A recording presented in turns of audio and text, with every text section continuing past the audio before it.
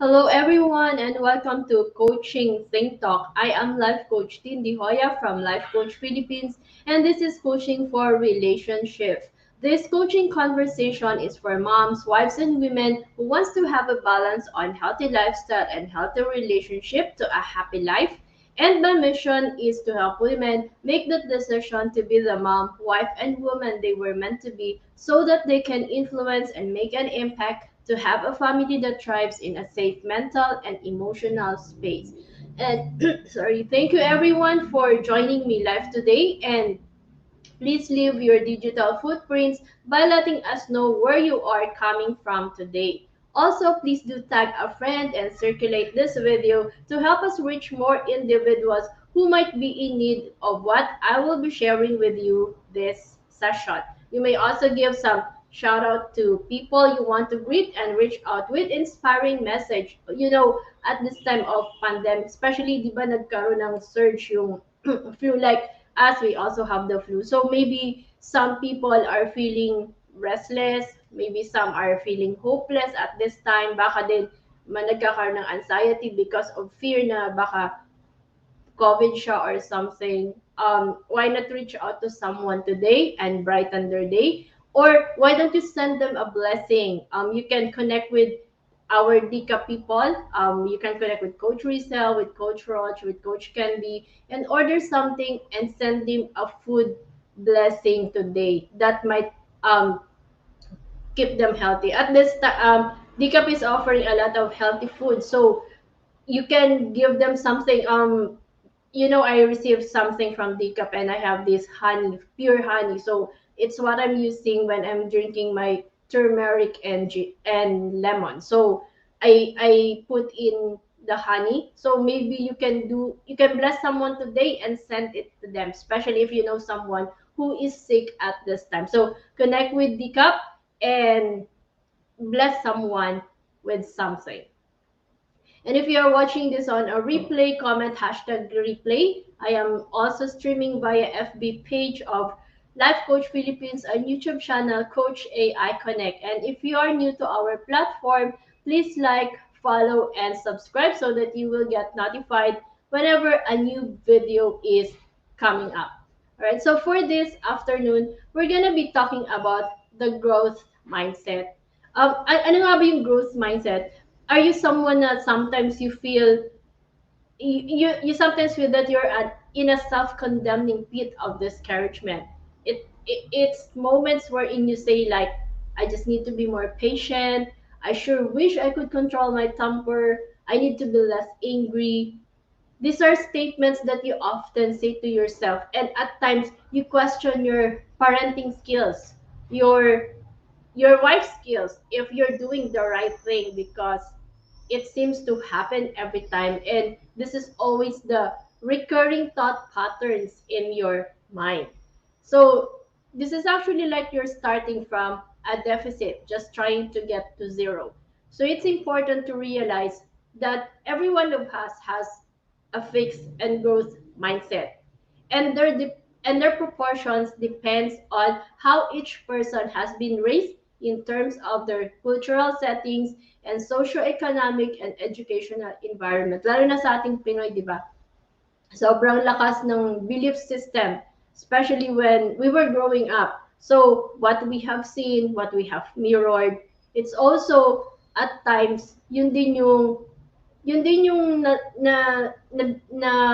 nami-mirror natin, at yun din yung nagagawa natin sa family natin. So, hello everyone. Hello Coach Candy, and of course my better half Coach Sean. He's in isolation actually at the other room. And hello Coach C. Thank you so much for joining me this afternoon. So, for those of you, if this is the first time you're joining me, I am Life Coach Tindy Hoya. I am a certified co-actively co-create life coach from Life and Mental Health coach from Life Coach Philippines.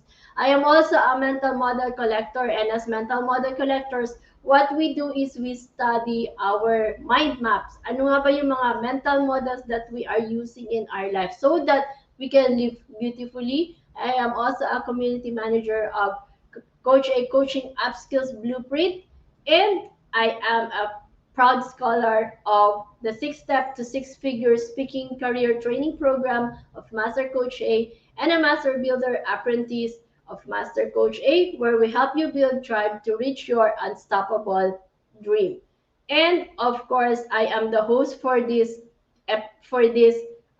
relationship, for this coaching thing talk, coaching for relationship, which happens every Monday at 4 p.m.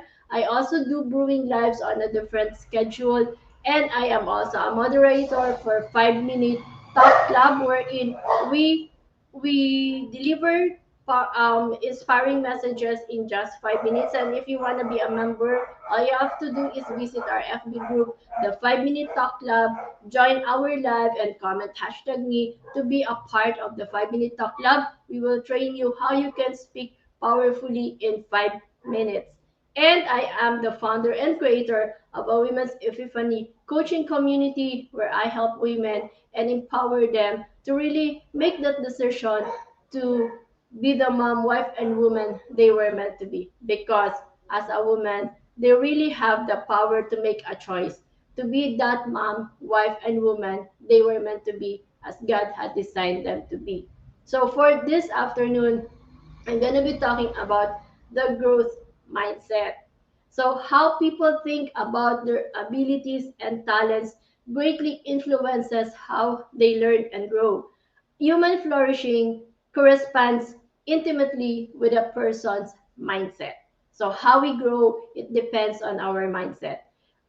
Di ba minsan nagko-complain tayo, bakit tong mga batang to ayaw sumunod or ang titigas ng ulo or pag ayaw lumabas sa comfort zone nila, nagagalit tayo kasi we want them to excel, we want them to, may ganun ako dati na, ngayon kasi, because I've been exposed to life coaching, I have been coached, and I am still being coached, and of course, I am practicing coaching, I realize na, hindi pala pwedeng ganun, hindi pwedeng, kung ano yung naisip mo, yun yung gusto mong i-implement sa mga anak mo. And kahit sa family, in whatever scenario or situation, hindi siya pwedeng yun lang kasi kailangan mo talaga ng growth mindset. Kailangan mo tingnan yung iba-ibang perspective. And of course, you will not be able to do it kung ikaw nga wala kang growth mindset. So how can you help your family also develop that growth mindset?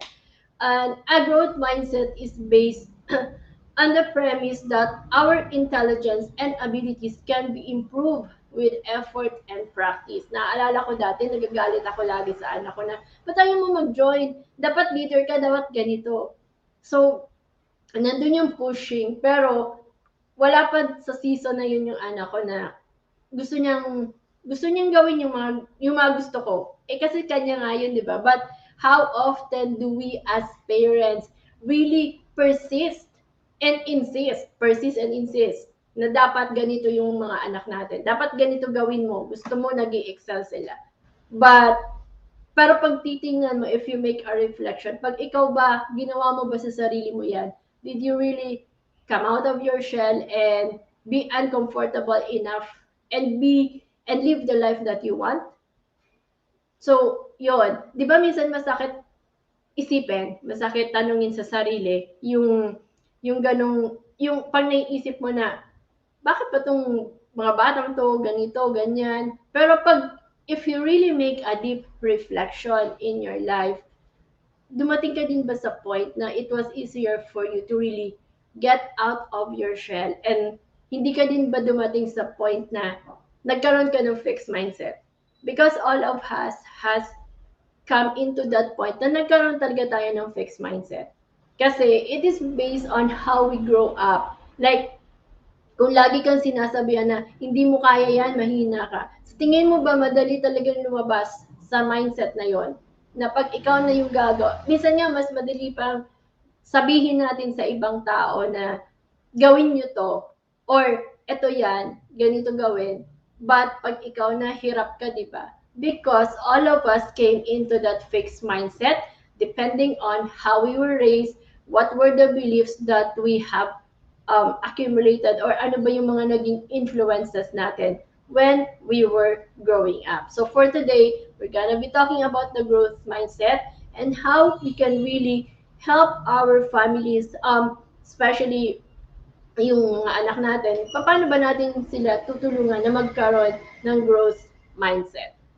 So there's actually two mindsets. We have the fixed mindset and the growth mindset. You can check this out. It's available in Google. Nakuha ko lang siya doon. And pag titingnan mo, mostly yung sa fixed mindset kasi it's very negative. Like sa growth, well, the growth mindset is very open, no? So how you see the world and yourself can be a big part of what shapes your destiny.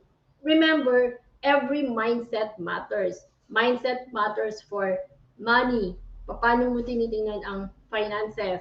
It matters for love. Paano mo tinitingnan ang mga relationships? It matters for health. How are you when it comes to your health? And it matters for spirituality.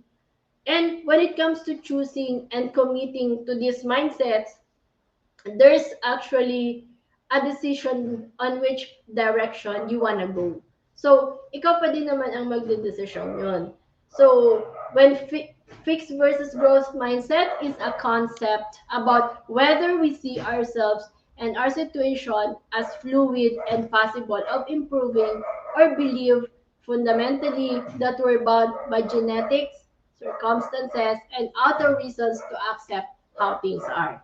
So, pumapasok pa din. Maganda talaga to pag, um, if you can join us on the trauma class this coming January 21. Kasi here, Master Coach Ray will be talking about the trauma and its impact on our family lineage.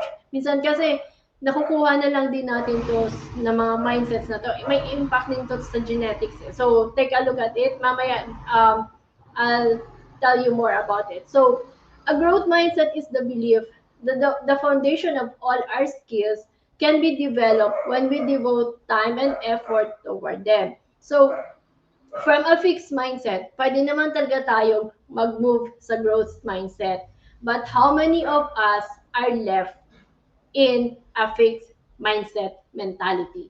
Na, ano, may term dun eh, yung parang tumanda na sa pinagkatandaan. I'm not sure if that is correct. Pero yung parang, yun na lang, doon na lang siya naiwan sa mindset na yon kasi hindi niya, kasi nga, bounded yan ng mga beliefs natin. Ay, Pinoys are very deeply rooted in beliefs.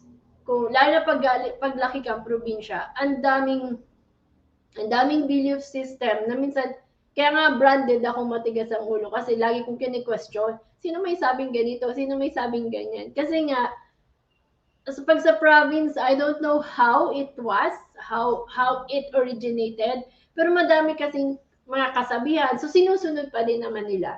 And it's not helping us grow kasi it cripples us because it creates fear in our life. Meron naman talaga mga ganun.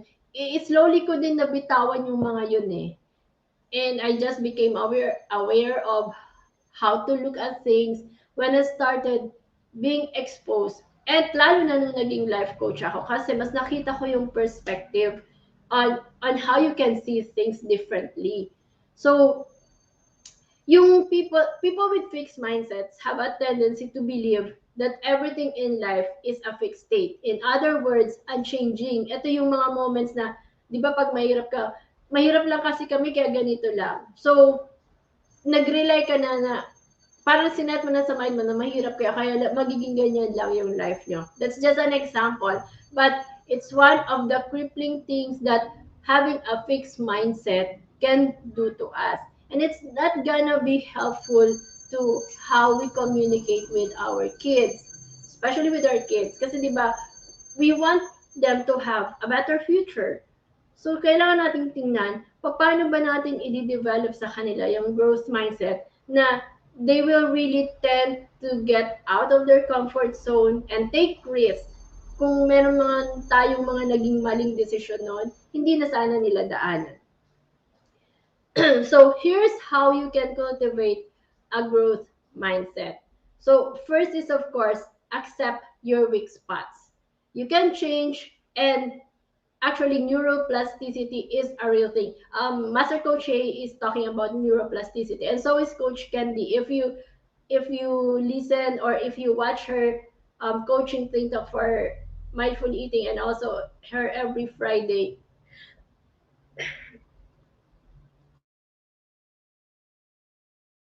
And also her every Friday at 4 p.m. episode, she talks about this neuroplasticity, and it has a lot of things to do with the way we process our thoughts. So here there are, accept that we have these weak spots. Kahit naman feeling mo magaling ka, you will know that you will know that kumbaga meron ka pa ding areas na hindi mo alam. Ayun, coaching for mental fitness na wala sa ano ko yung nasa dulo ng bigla ko. Thank you, Coach Candy. Ayan. So, not even if we feel so good, meron pa rin tayong weak spots. Sometimes, kayabangan na lang talaga pag hindi natin na-accept na may weak spots tayo. And when you start to accept your weak spots, it means you recognize and accept your weaknesses. You can turn a weakness into a strength if you keep on denying the weakness exists. Parang ano lang yan eh. You keep on denying na may problema. Sinasabi mo wala, pero meron pala. Parang may naalala kong dialogue nun ah. So, yun. Take accepting your weak spots. Sometimes, well, these are some areas, there are some areas that you're weak. Same with me, same with everyone. These aren't our fault, but we need to accept them. Sometimes there may be ways where we can improve. Other times they are really unchangeable, but we can do something about it. In either case, you need to accept where you're behind others and go from there. A growth mindset is never in denial or shame. It owns up to the reality head on. So, pag may growth mindset ka, you can learn to accept it. You don't have to feel ashamed about it because every one of us has weak spot. Also, accepting your weak spots will allow you to you can get guidance from someone you trust. It can be a coach, it can be a mentor. Kasi dito, kasi alam mo nga may weak spot ka eh. So you will need some guidance for you to be better. Hindi naman dahil mali ka eh, but really for you to get better. And of course, be very prepared when you have when you have accepted that you have your weak spot, you come out there very prepared. Like for example, in our case, when we have before kami nag journey into public speaking, syempre kahit naman kahit sabihin mo coach ka or something, ayoko pa, it took me a while to say yes to master coach to really conduct a class or do a live. So before I did that, I have to really prepare. Taga nagpa-practice ako and all. Kasi alam ko weak spot ko siya eh. So knowing your weak spot will allow you to have that moment of preparation. It's not because you're a loser, but really, at times, at times kasi we beat ourselves eh. Kaya bumabalik ulit tayo sa fixed mindset. But it's not. So, if you accept your weak spots, it allows you to have that preparation. Hello, Master Coach Jasmine. Thank you so much for joining. Another, of course, is find your flow. So, find your passion and follow it. When you find your flow, clear your mental clutter. Unahin muna natin. If you want to clear your mental clutter, we have a toolkit that we can use. Connect with me or connect with any of the coaches that is joining us online so we can help you out, clear your mental clutter. And it will also build yourself a fortress against interruption. To find your flow, you have to build something that will allow you to prevent you from being interrupted or being distracted and prepare your brain to go into a deep state of focus. That means you are readying yourself.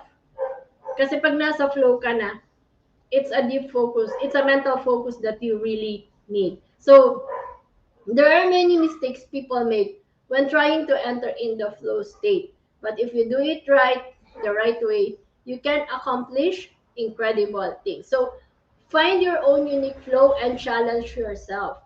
Don't try to live someone else's life or force a square peg into a round hole. Yung parang pinipilit mong i-fit yung bilog na pako sa square na butas, di ba? So, it's the same when it comes to our family. We want our children to find their flow. Pero we bombard them with demands na dapat ganito ka, dapat ganyan ka. And at times, we allow them to have those distractions or tayo mismo yung disruptions or interruption. Now we prevent them from really having that deep focus. So creating a growth mindset for them is really allowing them to progress, to find their own flow and help and support them.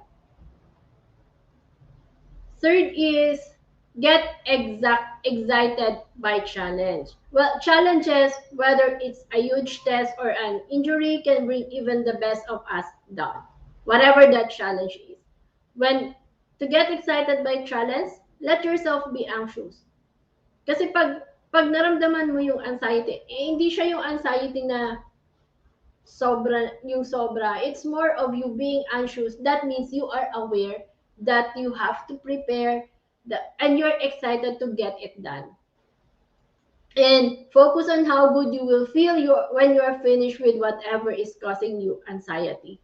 Kasi it will also allow you to focus kasi you wanna make it good, di ba? So that's how you can also be excited by the challenges and reward yourself when it's done. Minsan din nakakalimutan kasi natin to reward ourselves. And whether it's a success or a failure, reward yourself na nagawa mo siya.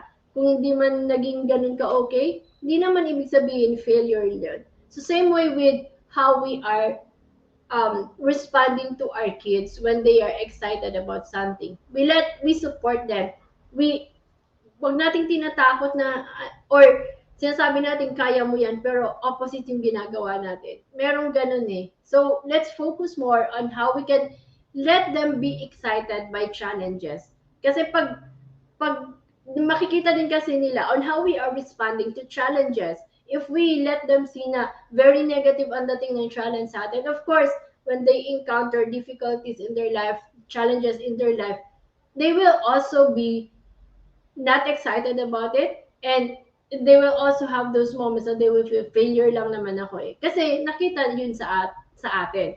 So in order to develop a growth mindset, start training yourself to see challenges as a good thing. And always take the lessons out of it. Because even if that thing that happened is bad, there's always a lesson to be learned. So let them see the lessons. Let them learn the lessons. And stop seeking outside approval. Ito madalas sa atin kasi we are humans and we tend to seek comfort when we are being appreciated. So we love people acknowledging, affirming us. So replace that mean voice in your head. That mean voice in your head is your critic. So stop criticizing yourself. Kaya minsan minsan may ganito ako dating moment eh pag nagki-critic yung anak ko sarili niya. Inisip ko saan niya ba kaya nakita yon?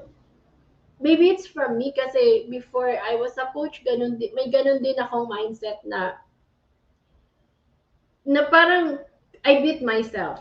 Yung, ang lakas ng self-doubt. Sabi nga, self-limiting belief, andito yung partner ko sa self-limiting belief, si Coach Candy eh. So, yun siya. You start criticizing yourself. So, replace that mean voice. Alisin mo, mas maganda pa nga pag wala na yung inner critic na yan. Ang lakas kasi talaga yan.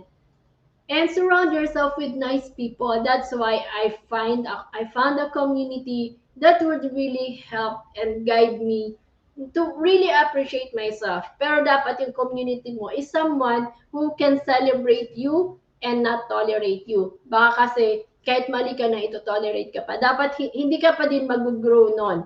It will not really give you a growth mindset. And check the accuracy of your belief. We also have a toolkit we're using for this. We have the table leg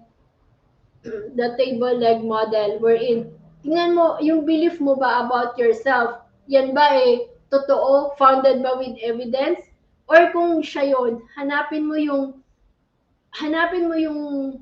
yung evidence na hindi na ano nga ba talaga yung totoong nangyari para aware ka kung tama nga ba o hindi. Kasi at times we seek outside approval because we believe na mali lagi yung mga decisions natin or mali lagi yung mga choices natin. So same thing din sa mga kids. When we always question their decisions, we don't let them grow. So nagkakaroon din sila ng self-doubt. And as they go out into the world, it's gonna be so hard for them. They would always have those tendency to please other people instead of doing what they want. Kasi ganun mo din sila pinalaki. So, I know in this society, which is like obsessed, mahilig tayo sa likes eh, di ba? Meron ka ba dyan yung friend na pag hindi mo pa nilike, i-message siya, palike naman ang pic ko. Ayan, meron akong kilalang ganun. So, um,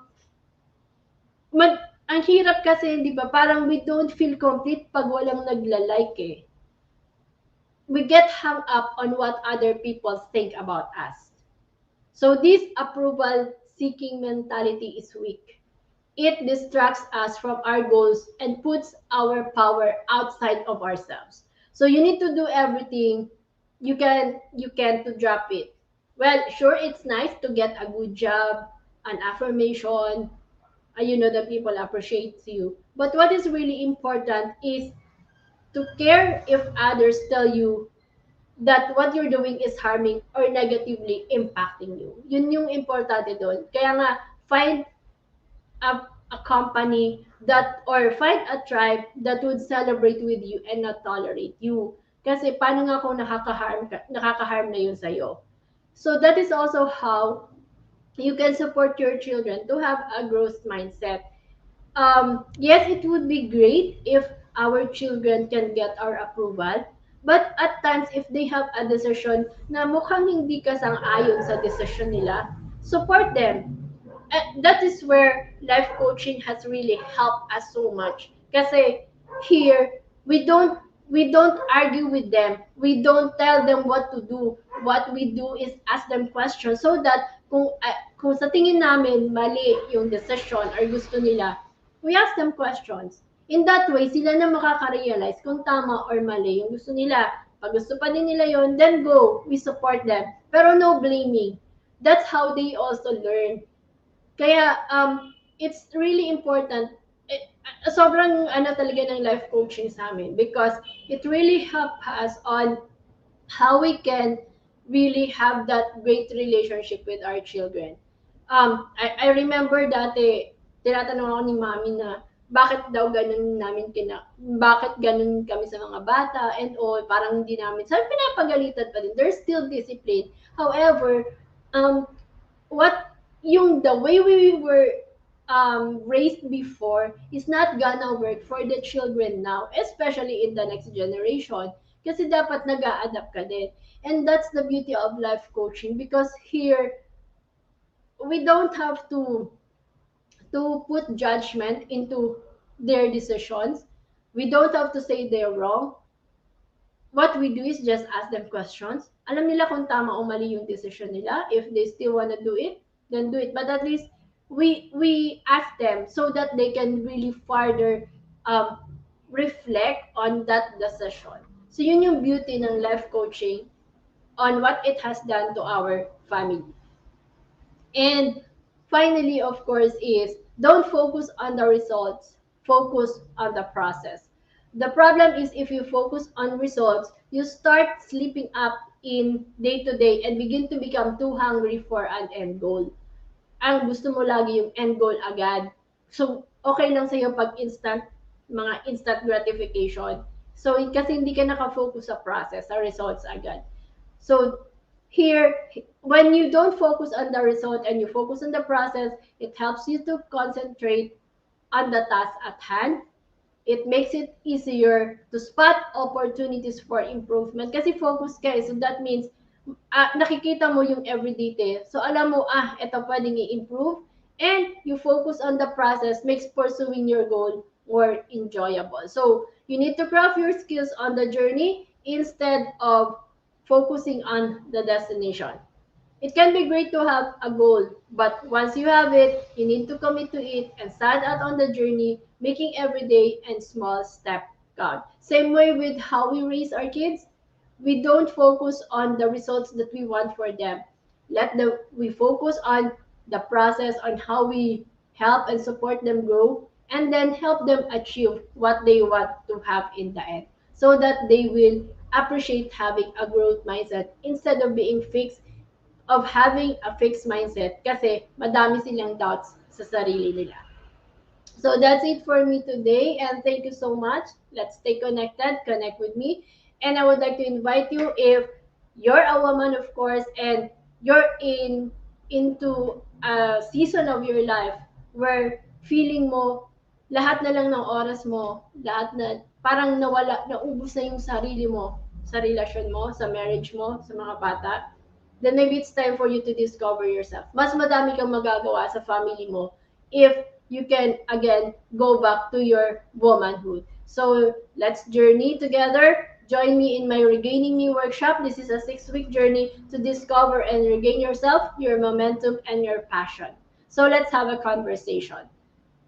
I just need 10 students so that I can open up the class. Okay? And also, I'm inviting you here. This is what as I end this conversation, this is what we do as an organization of professional certified life coaches. I want to invite you to join us here in the Bill Learning Society. If you are not yet a smart holder of Bill Learning e-card and you're still missing all the perks that we are enjoying today, then join us here in Bill Learning Society. Connect with Coach Rizel at 0917-586-1661. Be Learning Society is the tent maker of Be Learning Homes for Mental Fitness.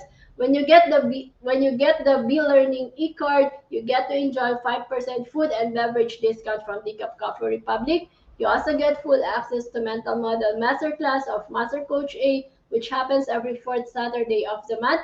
Plus, you benefit from a 90-minute coaching free coaching session with senior coaches and a master coach from Life Coach Philippines. So save the date this coming January 29th. That's the fifth Saturday of the month at 7 p.m. Our next Mental Model Masterclass is Transformation Mental Model Masterclass.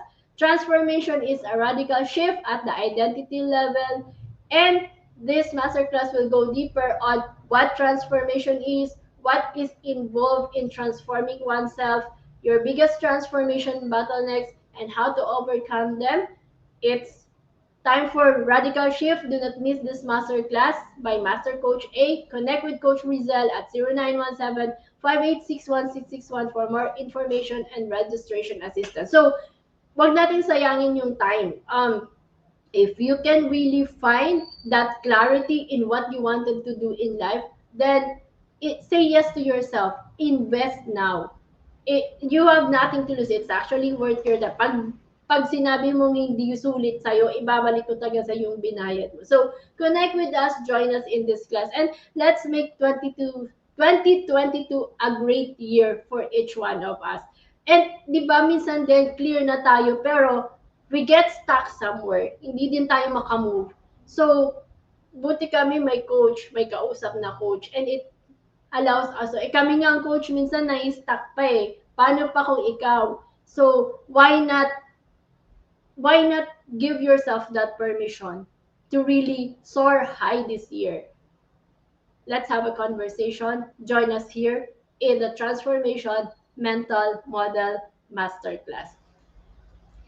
And of course, if you're now ready to embark on a journey of becoming a certified life coach, Master Coaching now offers co-actively co-create life coach certification program. This is a CPD accredited course with 40 credit units. CPD is all about learning new things or refreshing your knowledge by doing new things, and this is what makes CACC Life Coach certification program the perfect track for your continuing professional development. Life coaching is a 21st century learning experience that is empowering professionals to enhance their skills in multiple domains and thereby increasing the relevance in an increasingly complex workplace. CACC course includes a 21-day web-based learning, a 3-day life coaching bootcamp with Master Coach A, and a 3-day life business bootcamp with senior coaching team. The program package also comes with many other bonuses, so connect with Coach Rizal through 0917 586 1661 to discover the opportunities waiting for you in this profession. And join us again tomorrow. This is what we do as life coaches. We give you valuable education, valuable learnings that can help you in your everyday or your day-to-day life. So you can watch all our episodes at Life Coach Philippines and Coach A YouTube, Coach A iConnect channel. We are available. You can see us every 10 a.m., 2 p.m., and 4 p.m. And for tomorrow, join us for another coaching conversation with Coach Candy for coaching for mindful eating at 10 a.m., Coach Cherry for coaching for leap formation at 2 p.m., and Coach Rizal for coaching for purposeful living at 4 p.m. So that's it for me today. Thank you so much for joining me. Once again, I am Life Coach Team Joya from Life Coach Philippines for coaching Think Talk. Coaches like us think and talk like this. This is us in the Philippines and love bam boom. See you. As a business owner, are you overwhelmed by the need to post beautiful, engaging content every single day? Are you left wondering what to write? Tired of scrolling through stock photos that all start to look the same? Confused by complicated graphic design programs? Rise Up Creatives is here to help. Each month, we give you everything you need to create 31 days of social media content in just 5 minutes a day. Customizable captions, curated lifestyle photos, a drag-and-drop graphic design tool, and the ability to post directly to your social media accounts. No one else empowers you with these 4 resources all in one place. Each month, we help you plan your social media calendar by providing you with 31 image themes and customizable captions so you can quickly and easily create engaging content and grow your following. Simply select the image that works best for your feed or story. Then, copy the caption and customize it to fit your audience. 5 minutes a day. It's that quick. Plus, you'll absolutely love our drag-and-drop graphic design tool. Start from scratch or choose one of our beautiful templates to fit your unique brand. When you're ready to export your design, you can download, email, or post directly to your social media accounts. Here's the truth. Our world needs what you have to offer. Don't let technology or procrastination hold you back. Rise Up Creatives is more than an online resource. We're a community helping you overcome your biggest barriers to reach your greatest goals. We're here to help you rise up and be creative.